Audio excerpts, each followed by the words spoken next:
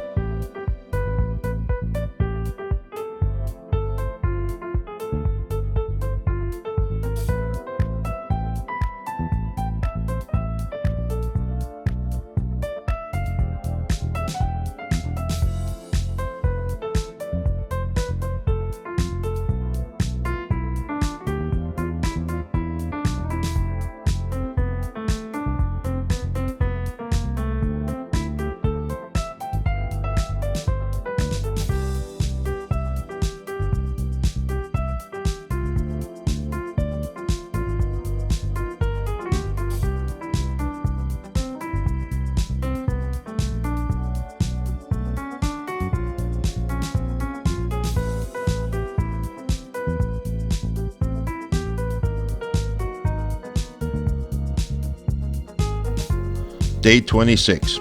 Here we go. After staying the night at Cracker Barrel, I felt it was only right to either buy something or eat. So we ate, had breakfast, and headed back a few miles to the last Buc-ee's we would see for a while. Headed over to Pilot to fill the tank. On the way, we saw a place that had painted cars like the Cadillac Ranch called the Slug Bug Ranch. Drove by the big Texan restaurant, then got on I-40 West and saw the real Cadillac Ranch. It was really windy today, but we crossed into New Mexico and stopped at a Route 66 rest stop in Tucumcari, New Mexico. We saw a lot of old stuff from its heyday. Pressed on to Albuquerque to have lunch at Whataburger. Lots of homeless people in the streets begging. Very sad to see that. Went to the old town Albuquerque, but it wasn't that great. We went to the Petroglyphs National Monument and did a few views there. Didn't really feel safe, and it was kind of dirty in Albuquerque, so we decided to drive on to Gallup and another Cracker Barrel. Sometimes I think I should buy stock in Cracker Barrel since we use it so much.